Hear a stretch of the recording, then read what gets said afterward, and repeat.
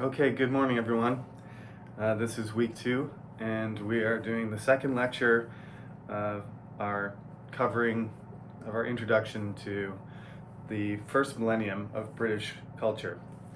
Like I said, if you follow along after the lecture in our textbook, that will be very helpful. It is a little bit challenging. I've heard that from lots of students. That is the point. I didn't really water it down and make it easy. That's what I try to do in the lecture. So I wrote the textbook, in an academic way. It's supposed to be interesting, but it has a lot of vocabulary in it, and the sentences are long. So you have to perhaps take the notes that you get from me, from listening to me, and have a look at the slides, like I said. But if you read about my description of the slides, you'll see that a lot of the slides are kind of out of date.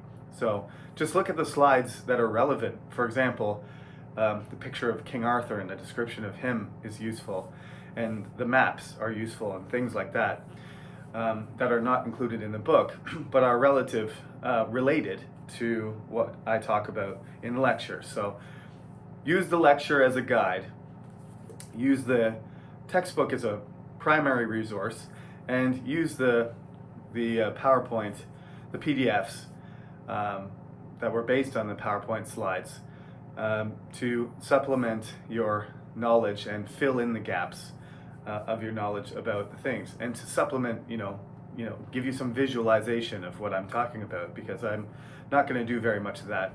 Basically, I just do a straight up lecture of a talking head on a video, just like I do when you would come to class. Also, I do usually do the recordings on Wednesday and Friday for this class in particular, because I feel like I wish we were in class and then I could interact with you and ask you questions. So I imagine you're at home paying attention to me right now, even though many of you don't watch the videos until later. So expect them to be uploaded on Wednesday and Friday every week. That's the rhythm of our schedule. Thank you for all the people who emailed me concerned. I think I answered everybody, and everyone was able to access the video once it was uploaded on Wednesday. So same thing will happen today. It'll be uploaded as soon as it's ready, which will probably end up being early this afternoon. Next thing, I'm going to lecture today about the second half of the millennium, and I do want to talk about some stuff in the introduction, but we'll see how much time we have. We have another lecture next Wednesday, and it's going to cover a few more things, and then there's a quiz on Friday. Okay? So on Friday, there's not going to be, unlike usual, there's not going to be a lecture on Friday. There's going to be a quiz. So you'll have to make sure you pay attention to these 2 lectures and the next one, and all the material there will be available for questions on the first quiz. The first quiz will be done through the Cyber Campus, and I will give you a link to the Google form, which you need to fill out before the time expires and then submit to me. I'll write down the instructions again on the website, and I'll probably send you a reminder.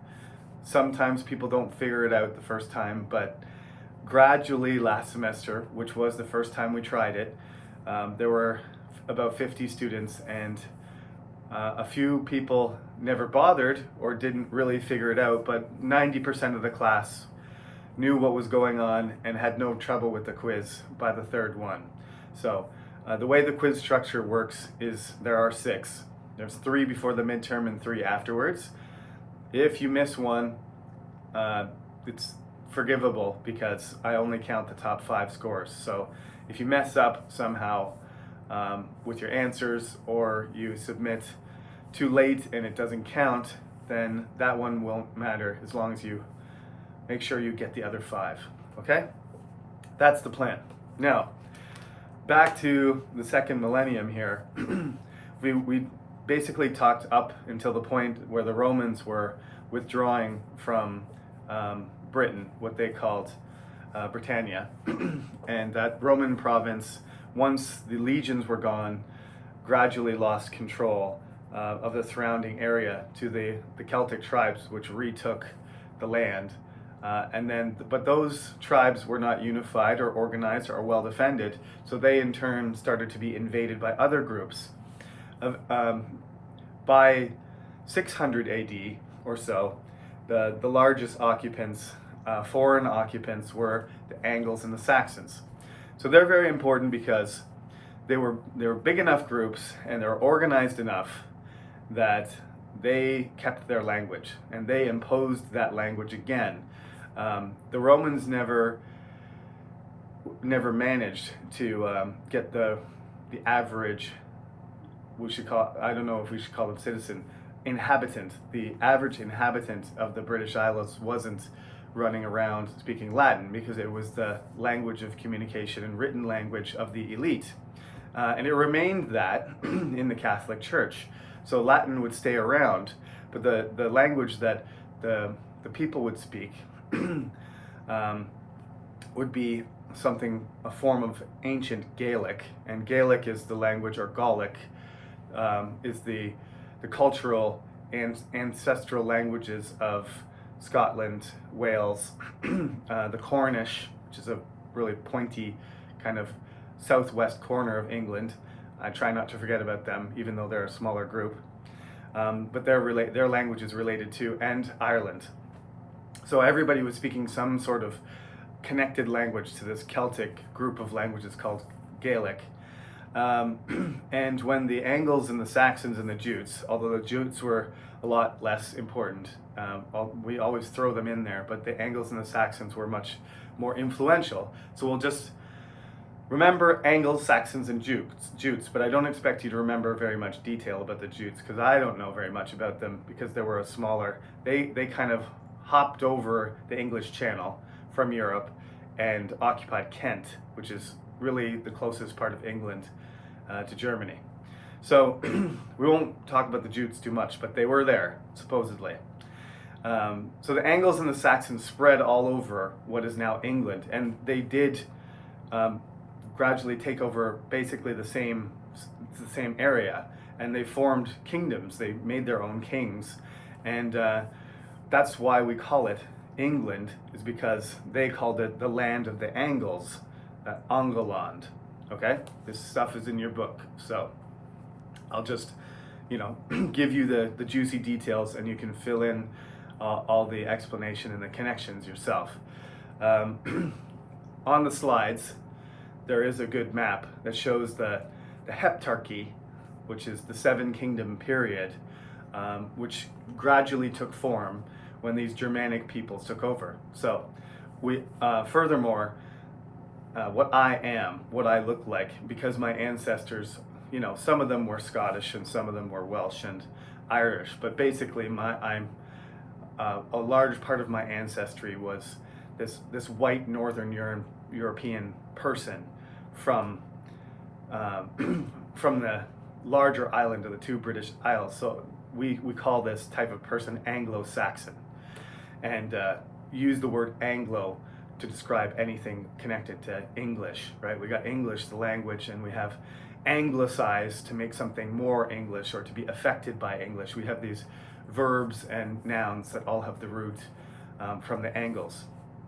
So the Saxons got the short end of the stick there, because there's three kingdoms and four kingdoms settled by these two powerful Germanic people, but Anglo-Saxon is the supposed title of the race, the ethnic group, which is really not a very good designation, because like I said, everybody's part Irish and everybody's part Scottish anyway, so we're not Anglo-Saxon, but that's sort of what the description used to be, and sometimes people still use that. So if you ever hear the term Anglo-Saxon, that's where it's coming from.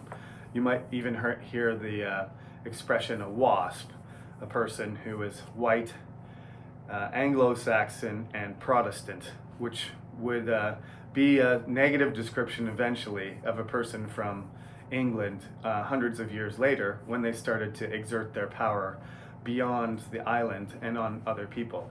A WASP, calling somebody a WASP is not a very nice thing. I'm allowed to say the word because I am one. I've got a Protestant cross. I'm a Presbyterian by by my heritage as well, so I'm a perfect example. But if somebody called me a wasp, I would expect them to be insulting me. So, but that's where the expression comes from, capital W-A-S-P. Now, this is far in the future. Right now, the Angles and the Angles and the Saxons and the Jutes and the Britons, who mostly will be pushed west and basically be in Wales. That's the Welsh are closer to the ancestral Celtic culture than the other parts of England, as well as the people in Cornwall, which we call the Cornish. They have a very distinct, almost unique language that's even different than other Gaelic. The Gaelic languages start to branch, and they always were different from each other. So sometimes we just say Irish, we don't say Gaelic, we just say it's Irish, because modern Irish is different than ancient Gaelic. And the Scots still have their language too. The Irish have made a lot of effort keeping their language alive. So there are Irish scholars all over the world, and there are people who use Irish as a language, as a point of pride, but also as just a continuation of the tradition of Irish scholarship and Irish culture. So Welsh is the language that's descended from the language of the Britons. English is descended from a Germanic language. It's completely different than the other Celtic languages. It has a different structure and different root, different sounds. And you can tell that. And we will be talking about language after this first quiz, because we have to add some other infusions of language to get something similar to what English is now. But this is what they were speaking was Old English, which isn't really English at all. It's more something like Old Danish. It's very Germanic. It's got lots more in common with Nordic languages than it does with our language now, for various reasons. So first you have the Celtic people, and then from Julius Caesar, from around 0 AD, the Romans start at first just scouting them out and threatening them, and then they do a full-blown invasion, and they conquer right up to Scotland, and then they build a wall called Hadrian's Wall, and they occupy that part of the island, which they call the province of Britannia, and they stay there until about 400 AD, and then Rome starts to kind of deflate and implode, and as it pulls its forces back to try and defend Rome itself and Ravenna and Milan and all the parts of Italy that are under attack by various invasions, barbarians of various kinds is what they would characterize them as. They withdraw all their support from Britain and just kind of leave them on their own. And they never make an attempt to come back. They don't have the resources. They start losing control of everything on the fringes of the empire. And so Britannia ends up being vulnerable, and it loses its name, and the people who successfully occupy it after them are not the Britons. They don't manage to retake the whole island. They themselves get invaded, and then we have Ungolon being created, and then these 7 kingdoms take form. Now, the next thing that happens is the age of Vikings begins with some shocking raids on churches and monasteries on the edges of the British Isles facing east. So what we call the Vikings, the Scandinavians, Norwegians, Swedes, they actually were usually called Norsemen, the men from the north. They, for various reasons, we don't know exactly why. Their culture was very warlike and competitive. They had it was hard to grow food, and it was a harsh climate, so they were very hardy, tall, strong warriors. There may have been an overpopulation. There may have been a lot of competition for land and resources, and the water was their highway, and it was obviously a source of food because they did a lot of fishing. So they looked to the ocean as a way to expand trade, to get more resources, more food, and to maybe get rid of some excess population. So the Vikings were had a reputation for being particularly ferocious and dangerous and scary, because they did some pretty wild things when they fought. They were like the Celtic warriors in a way, except they had better weapons, they had better technology, and they had better organization than the Celts. So when they came, they appeared out of nowhere on their long ships. They had these boats that were long and flexible and light. They had shallow hulls, so they could actually, with 50 warriors, they could actually get the boat up rivers and kind of go over rocks and stuff without damaging the boat. So they could go on the ocean, but they could come down a river that a normal boat wouldn't be able to come down, especially one that was crossing an ocean, and they could come right down a river. They ended up going down rivers into Russia, penetrating hundreds and hundreds of kilometers into Russia, and going the other way, all the way to Turkey. They were unbelievable explorers and adventurers and pirates and murderers, raiders, murderers, and they raped and pillaged everything that was vulnerable. So the closest stops were the northern parts of Europe, opposite them, and to the west, Scotland and England. So as soon as these Viking raids started to pick up, they kind of did this annually. The Vikings would come and they would appear out of nowhere, and the villages and towns really had no way of defending themselves. So they started actually, at first they just started taking, killing people, taking valuable things, and sometimes women, and kidnapping people and selling them as slaves, for example. Whatever they could do, which would, whatever they could get that was of value, they would do. But then they realized that they actually had the power to expand and settle there. So they started, making Viking settlements all over the place. Ireland was colonized, Scotland was colonized, northern England was colonized, and these 7 kingdoms started to collapse. One by one, they started to get picked off by these. They turned into the Viking raids got bigger and bigger until they turned into Viking armies, and these armies started taking over. And they were referred to Norsemen, and they were referred to as Danes mostly. At that point, Denmark was really the leader of. There wasn't really countries yet, but the Danes were the name of the people in the southern parts of Scandinavia, southern Sweden and Norway, and of course Denmark, the peninsula sticking up from Germany. So these Danes, that's what the English used to call them. These Danes took over half of the island, including Scotland and parts of northern England, and started pushing down. And there was really only one kingdom left that hadn't fallen yet, and it was called Wessex. And I'm going to talk about how that kingdom didn't collapse, because there was a particular person who is a famous king, Alfred the Great, who is not well known for various reasons. But when he became king of Wessex, that was the last kingdom remaining that hadn't been conquered by Danes, by the Vikings. So he had to form a resistance and fight back the tide, and protect the Anglo-Saxon kingdoms from complete annihilation, which he did. And so the Viking Age continues, but with its influence checked in the northern part of England. So there's a lot, because of the presence of the Danes for roughly, we'll say the Danes arrived. We'll just make an arbitrary kind of line.